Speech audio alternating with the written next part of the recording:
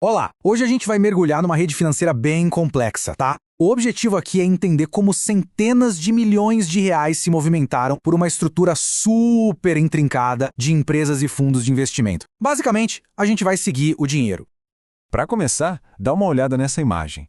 Parece um quebra-cabeça, né? Uma verdadeira teia de conexões financeiras.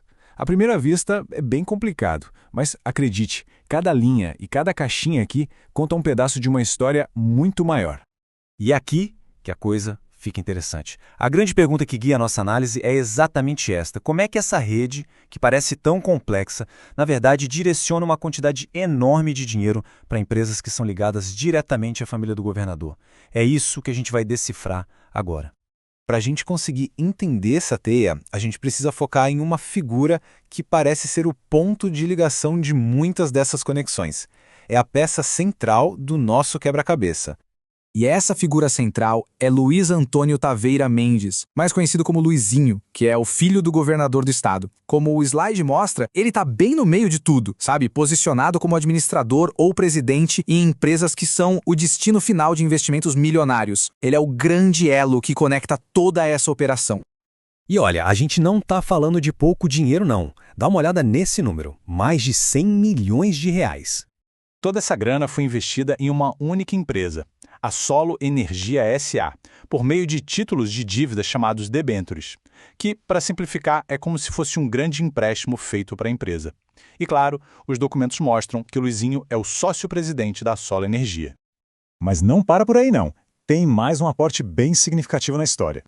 Quase 20 milhões de reais foram para outra empresa, a Minerbras Mineração, dessa vez através de notas promissórias, que é um outro tipo de título de dívida. E quem a gente encontra lá no quadro de sócios da Minerbras? Pois é, ele de novo, Luizinho, o filho do governador. Então, o ponto crucial aqui é este. A gente está vendo um padrão, né? Um conjunto de empresas, todas elas com ligação direta com o Luizinho, que se tornam o destino final de um fluxo de dinheiro gigantesco. A Solo Energia e a Minerbras são só o começo. Outras, como a VS Energia, a H2M e a Solo Mineração, também fazem parte desse grupo. Certo.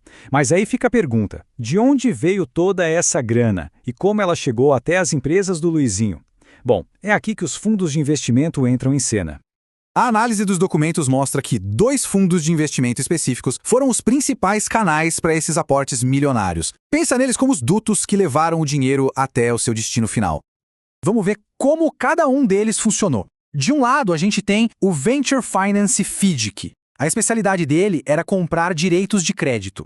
Foi ele que comprou os mais de 100 milhões em debentures da Solo Energia e os 19,2 milhões em notas da Minerbras. Do outro lado, o 5M Capital FIP focava em comprar participações, ou seja, virar sócio de outras empresas do Luizinho, como a VS Energia e a H2M Geração de Energia. E aqui, olha, não é só teoria não. A gente tem como provar. Na esquerda está o diagrama da estrutura que mostra o Venture Finance investindo na Solo Energia. E na direita, a gente vê a demonstração contábil do próprio fundo que confirma, preto no branco, a posse de 100,4 milhões de reais em debêntures da Solo Energia. A conexão é clara.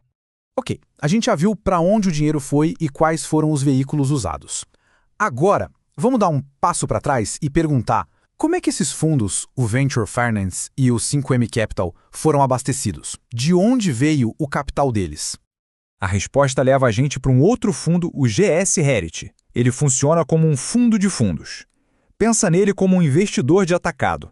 Em vez de comprar ações direto, ele compra cotas de outros fundos. Isso coloca mais uma camada na estrutura, o que torna o rastreamento do dinheiro um pouquinho mais difícil. E esse documento aqui é a peça-chave que conecta tudo. É a demonstração financeira do próprio GS Heritage e ela mostra sem deixar nenhuma dúvida. O fundo tinha quase 16 milhões de reais em cotas do 5M Capital e quase 65 milhões em cotas do Venture Finance. Ou seja, o GS Heritage foi o grande financiador dos 2 fundos que, por sua vez, injetaram dinheiro nas empresas do filho do governador. Então, vamos recapitular o caminho completo do dinheiro. Olha só, Tudo começa com um acordo estadual que libera mais de 300 milhões. Esse dinheiro vai para fundos iniciais. De lá, uma parte dos recursos passa para outros veículos, como o GS Heritage. Esse fundo, por sua vez, investe nos nossos fundos-chave, o 5M Capital e o Venture Finance. E na ponta final, esses dois fundos injetam o dinheiro nas empresas do Luizinho. É uma verdadeira cascata financeira, desenhada com muita precisão. Agora que a gente montou o quebra-cabeça, vamos dar um passo para trás e olhar a foto completa. Vamos entender a dinâmica e, principalmente, a velocidade com que tudo isso aconteceu. A cronologia dos fatos é impressionante. Pensa comigo, em abril de 2024, o acordo que libera o dinheiro é assinado. No mesmo mês, o fundo Venture Finance é criado do zero. Só 2 meses depois, em junho, ele já está comprando os créditos da Minerbras.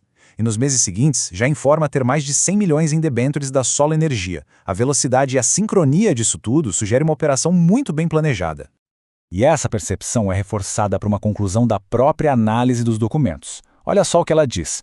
Permitindo inferir que se constituiu o fundo com claro objetivo direto de ser o receptáculo do recurso financeiro e, a partir deste passo, dar fruição a demais atos comerciais. Bem direto, né? E assim, a gente volta para a nossa imagem do começo. Aquela teia que parecia um emaranhado impossível de entender, agora se mostra como uma arquitetura com um destino muito claro: levar o dinheiro de um acordo estadual, passando por uma série de fundos, diretamente para as empresas controladas pelo filho do governador. E tudo isso nos deixa com a grande questão que fica no ar.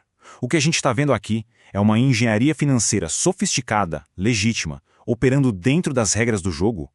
Ou será que essa estrutura, que beneficia de forma tão direta a família no poder, levanta sérias dúvidas sobre um gigantesco conflito de interesses? Os fatos estão aí e a reflexão fica.